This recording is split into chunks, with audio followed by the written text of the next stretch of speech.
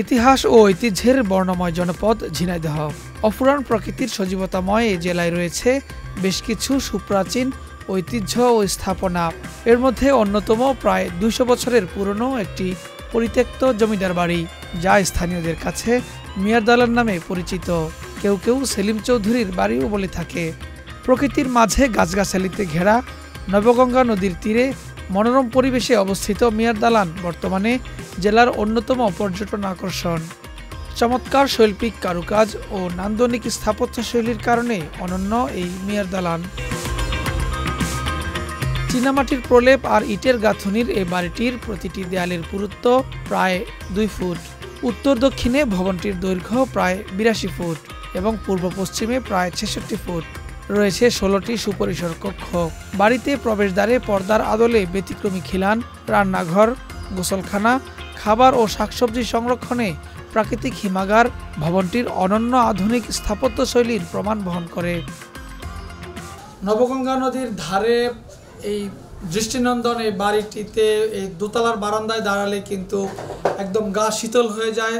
যে নদীর যে তীব্র বাতাস, সে বাতাসে আপনার শরীর এবং মনকে জুড়িয়ে দেবে। এবং এর যে অনন্য যে স্থাপত্য শৈলী, যেমন সুপরিসর বারান্দা এবং বৈঠকখানা, নামাজের কক্ষ এবং শয়ন কক্ষ, সবই কিন্তু আসলে এই রয়েছে তীব্র গরমের মধ্যে একটি প্রশান্তি এনে দেয়। এবং এর যেই অনন্য যেই স্থাপত্য শৈলী নির্মাণের, সেটিও কিন্তু আমরা বলতে পারি যে খুবই আধুনিক এক নির্মাণ শৈলী এই বাড়ির ফলকে দেয়া তথ্য থেকে জানা যায় ১২২৯ বঙ্গাব্দে ভবনটির নির্মাণ কাজ শুরু করেন তৎকালীন জমিদার সলিমুল্লাহ চৌধুরী।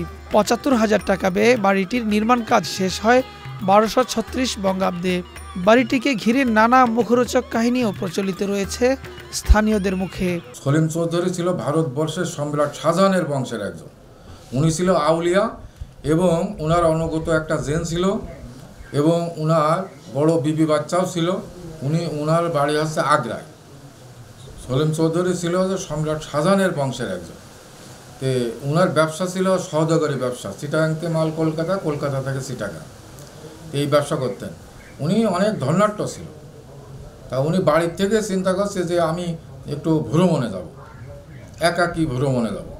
তা এই নদী যোগে এসে এই নদীর কিছু দূর আগে যে ডানের দিকে একটা ঘোষপাড়া ছিল, এখনও আছে ঘোষপাড়া, সেই ঘোষে পাড়া থেকে একটা মেয়ে বেরিয়ে আসছে, মানে গোসল করার জন্য নদীতে গোসল করতে আসছে।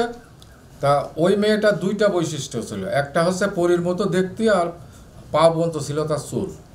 এই 2টা জিনিস দেখে উনি মুগ্ধ হয়ে পছন্দ করে প্রস্তাব দিয়ে মুসলমান বানিয়ে বিয়ে করেন। বিয়ে করে এই বউ নিয়ে যখন বাড়ি উঠতে যায়, তখন হইল ওনার বাপ বাড়ি উঠতে দেয় না, কারণ ওনার বিবি বাচ্চা আগে ছিল। তা বাড়ি উঠতে না দিয়ে ওনাকে ত্যায্যপুত্র করে দেয়। তখন ওনার এক উস্তাদ ছিল, কোরআনের লাইনের এক উস্তাদ। সেই উস্তাদের কাজ করছে, উস্তাদ আমার তো বাপ ত্যায্যপুত্র করে দিল, আমি এখন কি করতে পারি? কোনো সমস্যা নেই, তুমি চলে যাও নদী পথে, যেখানে যে দেখ ব্যাঙে সাপ ধরে কাছে সেখানেই তুমি বাড়ি করো।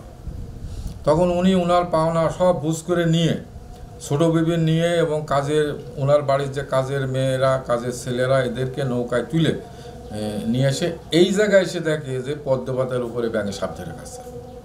তখন ওনার উস্তাদের কথা মনে হয়। তখন উনি এখানে সুন্দর একটা পরিবেশ করে, তাবু খাটিয়ে সুন্দর একটা পরিবেশ করে ওদের রাইখে জমিদারের কাছে চলে যায়। জমিদারের কাছে যাই বলে যে আমার জমি লাগবে, জমি দিতে হবে। তখন বলছে যে খাজনা দাও। তখন উনি পুরো এই মুরদ্দা গ্রামের সব খাজনা দিয়ে দিয়েছে, আর গ্রামটাই তার। তখন ওই লোকে উনার নামে দিয়ে দিয়েছে। দেওয়ার পরে উনি কলকাতায় যে রাজচন্দ্র রাজমিস্ত্রি নিয়ে আসে, তারপর 3টে যুগাইলে, আর ওনার সঙ্গে জিন ছিল। এই 5 জনে মিলে 7 বছর বাইন্ধে এই বিল্ডিংটা তৈরি করে বসবাস করতে করতে মুরব্বি হয়ে মারা যায়। তার কিছুদিন পরে বিবি মারা যায়। তখন এই কত সালে বাড়িটা তৈরি হয়? 1229 সালে। তখন এই পক্ষের কোনো সন্তানাদি ছিল না।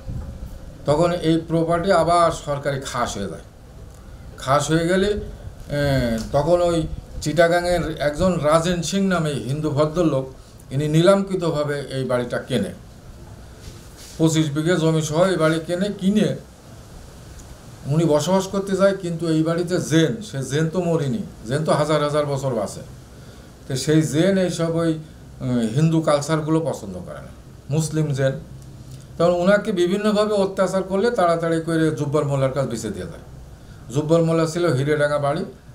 জুব্বার মোল্লা আমরা শুনেছি তৎকালীন হলো ওই জমিদারের তহসিলদার ছিল। তা উনিও আবার ওই কিছু লোকজন নিয়ে এসে এখানে গান বাজনা করত। তাই গান বাজনা পছন্দ করে না, এই মুসলিম জেন গান বাজনা পছন্দ করে না। তখন উনাকেও বিভিন্নভাবে অত্যাচার করলে উনি তাড়াতাড়ি করে আমার বাচ্চা চাকের কাছে বেঁচে ফেলেন। দীর্ঘদিন পরিচর্যার অভাবে বাড়িটি একসময় পরিণত হয় ভুতুরে বাড়িতে। সংস্কারের অভাবে বাড়িটিতে দেয়ালের আস্তরণ খসে পড়ছে, জায়গায় জায়গায় ফাটল দেখা দেয়, ঝুঁকিতে রয়েছে পুরো স্থাপনাটি। পৈতৃক উত্তরাধিকার সূত্রে বাড়িটি বর্তমানে দেখাশোনা করছেন স্বপন মিয়া। ভাই বাগাররা লেখাপড়া শিখে প্রতিষ্ঠিত হয়ে গেল, বুয়েটের প্রফেসর, ইঞ্জিনিয়ার, ডাক্তার, বড় কোম্পানি ম্যানেজার, এরকম বিভিন্নভাবে বিভিন্ন জায়গায় ছড়িয়ে পড়ল। তাই ঢাকা এলাকায় জমি কিনে বাড়ি করছে তারা। তারপরে এই বাড়িটা বেশ কিছুদিন পরিত্যক্ত হয়েছিল। তারপরে আমি 2020-এ এসে মোটামুটি একটা সুন্দর পরিবেশ করে মানুষ আসছে, পর্যটক আসছে, দেখছে, প্রশংসা করছে। সরকার যদি মনে করে যে এরকম পুরাতন একটা ঐতিহ্য লোকে ধরে রাখতে হবে, তাহলে সরকার করলে আমাদের কোনো আপত্তি নেই। প্রাচীন ও প্রত্নসম্পদ হিসেবে সংরক্ষণে সরকারের কোনো উদ্যোগ না থাকায় অরক্ষিত বাড়িটি। সপ্তাহে 2 দিন মনে করেন যে একটু বেশি হয়, শুক্র শনি, আর তাছাড়া অন্যান্য দিনে মনে করেন স্বাভাবিক একটু কম লোকজন আসে। জি আসে, মোটামুটি ভালোই আসে। আমার ব্যবসা ছাড়া মানে সরকারের কাছে দেওয়ার একটা উদ্যোগ নিয়েছিল। পরবর্তীতে ডিসি স্যারের কাছে গেছিল, ডিসি স্যার লোক পাঠাইছিল বাড়ি দেখার জন্য। পরে বাড়ি তো পরিত্যক্ত ছিল, মানে খুবই খারাপ অবস্থায় ছিল। বাড়ি দেখে তারা মনে করেন যে না করে দিয়েছে, যে বাড়িতে আর সম্ভব না। তারপরে আমার আব্বু এসে তার মতন টুকটাক করে কাজ টাজ করে আপাতত পরিষ্কার পরিচ্ছন্ন করে বাড়িটা দেখার মতন করে তুলেছে। মিয়ার দালানের পরতে পরতে রয়েছে আধুনিকতা ও সৌন্দর্যের ছোঁয়া। বাড়িটি দেখতে প্রায় প্রতিদিনই পর্যটকরা ভিড় করেন এখানে। তাদের দাবি, যথাযথ সংরক্ষণ ও সংস্কার করা গেলে ভ্রমণপ্রেমীদের জন্য আদর্শ পর্যটন কেন্দ্র হতে পারে ঝিনাইদহের মিয়ার দালান। অনিন্দ সুন্দর স্থাপত্য শৈলীর এই মিয়ার দালানটি হতে পারে অন্যতম আকর্ষণীয় পর্যটন কেন্দ্র। তাই সরকারি উদ্যোগে এর সংস্কার ও সংরক্ষণের দাবি জানিয়েছে স্থানীয়রা।